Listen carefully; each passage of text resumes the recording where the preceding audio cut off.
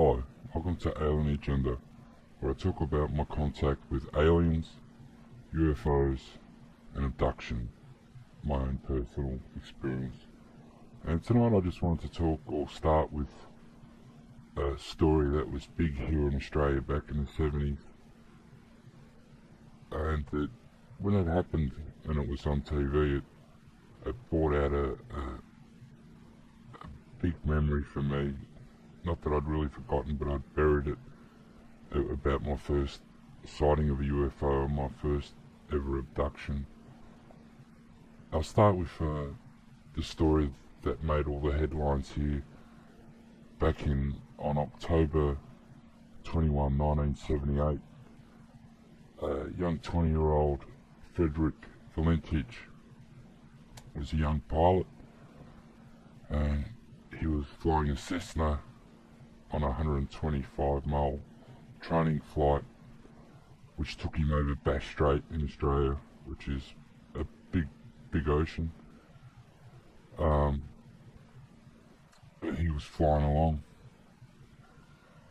and he was contacted the radar air traffic control in Melbourne, and said that he was being accompanied by an aircraft about 1,000 feet, 300 metres above him, that his engine had begun running roughly, and finally reported it's not an aircraft. He told them it was a UFO. There were belated reports of UFO sighting in Australia on the night of the disappearance.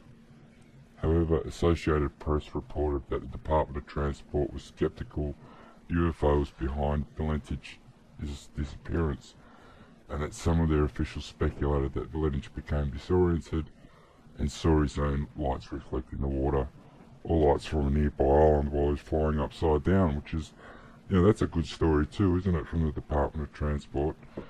He was flying upside down and didn't realise it.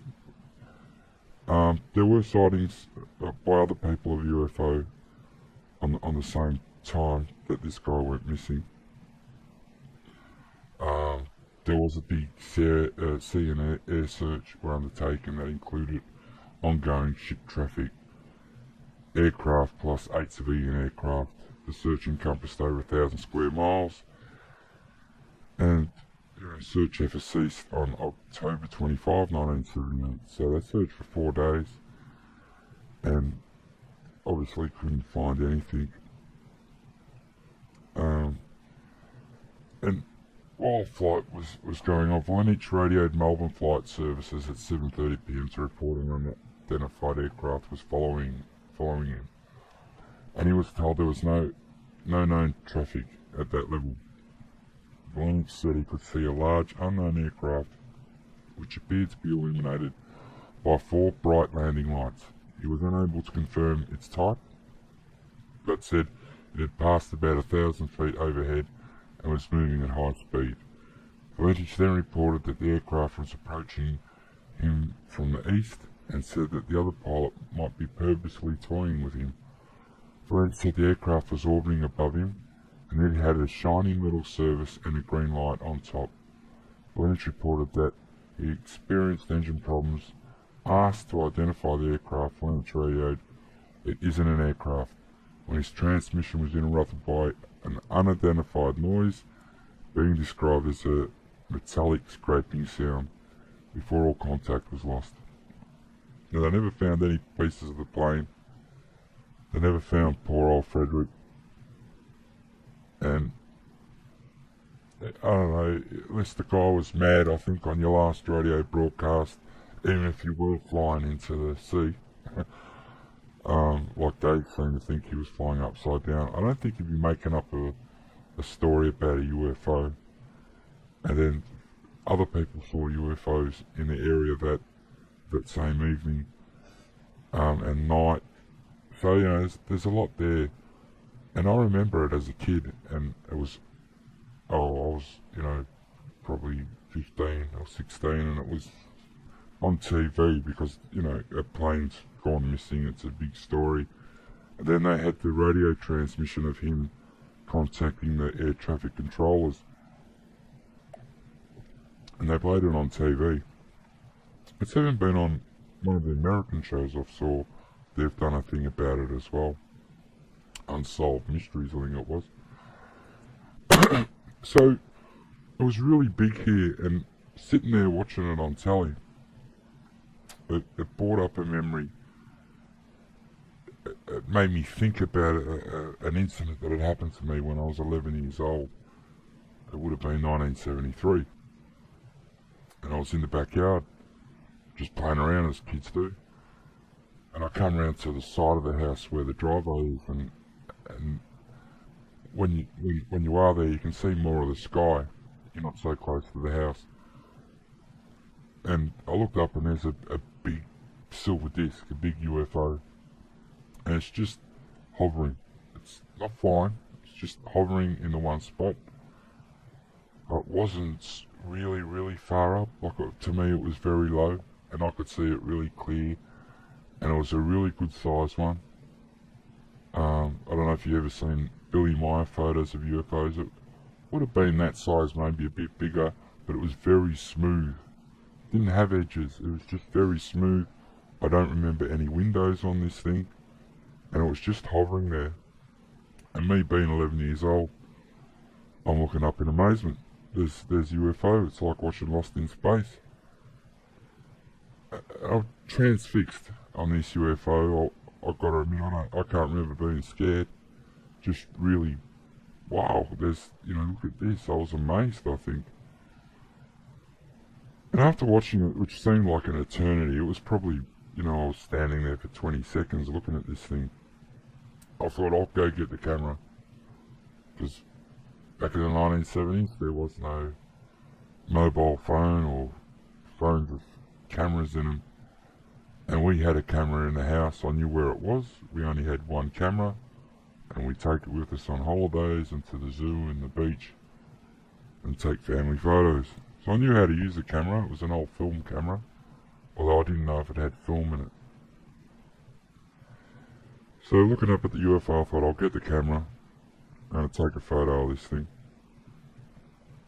And I'm a kid, and that's what I thought. So I start to walk off. I take maybe 2 to 3 steps towards the house to go get the camera. And next thing, I'm back where I was originally standing.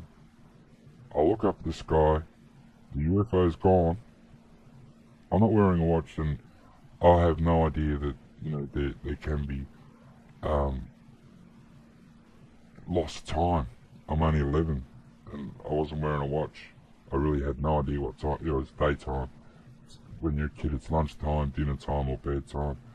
All the in-betweens are a bit, it's just, it's playtime, daytime.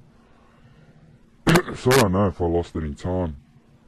But when I saw this story about Frederick Valentich and him disappearing and saying it was a UFO, straight away in my mind I said I saw that UFO.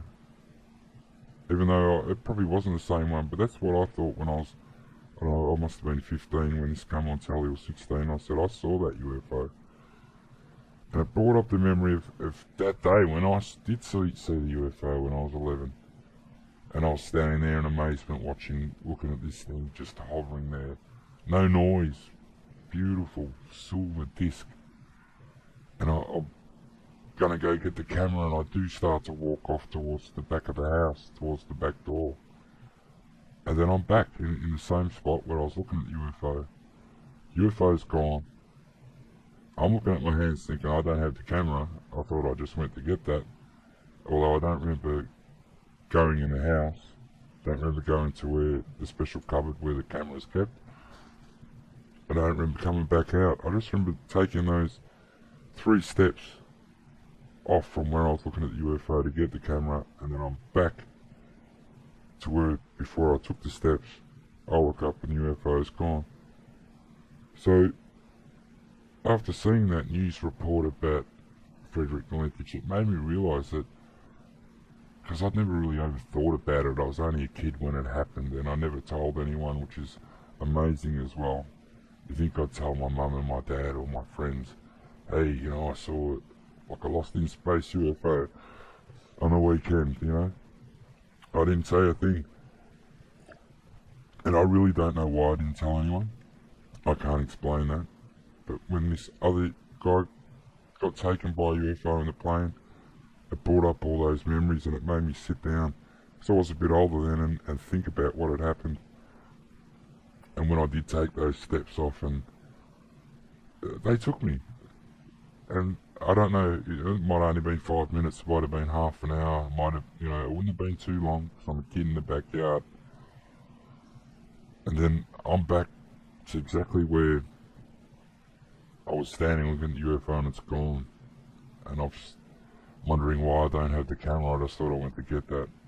Or didn't I, I started to go get that. What happened? Why am I back here? Why is the UFO gone? So, it's just another one of those, it took something else, like that TV report about the guy and his plane going missing, and him saying his last words were virtually, it's not a plane, it's a UFO. And then he's gone, his plane's never found. And it brought up the memories from when I was 11, that experience that day, what had happened, and it made me realise that even though I don't remember being taken or put in a ship or being brought back, I remember taking the steps off, and then I'm back, and I'm, I was going to the house, what happened, and where's the UFO? It just goes to show how even, I was 11 when that was my first time I remember seeing a UFO. I was pretty young. I can't say if that was my first time ever they'd taken me, because you don't remember it all, like I've told you before. And on that time, I don't remember being on a UFO, I don't remember being taken, I don't remember being brought back. But what I do remember, and that other story that brought up made me think about those memories. It just goes to show you always probably, unless you have regression or get hypnosis, which I think about doing sometimes, but then what if I find out stuff, that sort of freaks me out a bit and keeps me awake at night, because I've already had that for a little while, and that's a bad thing, because everyone needs to sleep, and you can't have it on the back of your mind all the time. Yeah, so if you've got any questions, just ask. I just thought I'd tell you that story. It's really made me think, something else. Again, another story on telly that had happened to another guy brought it out of me and made me sit down and have a hard think about what had happened, and letting myself admit that's what had happened, instead of trying to hide it away and not think about it. But if you do have any questions, leave them in the comments. I'll try and answer them as best I can. I'm sorry the video's short again, but I'm limited to 15 minutes, so I sort of got to talk on my feet and try and get the story out as best I can. So I hope you can join me next time for another, story, another experience of mine. And if you've had similar experiences, I hope you get something out of it. I hope you can sit back and, maybe get some comfort out of it even, I don't know. I like listening to other people's stories sometimes on YouTube, and, I try and work out what's, you might think the same, I'm making it up or something. I know I'm not, I've got nothing to gain out of this. So, I hope you're enjoying the channel and get something out of what, what I'm saying. And, until next time, I'll see you then, and be good. See ya.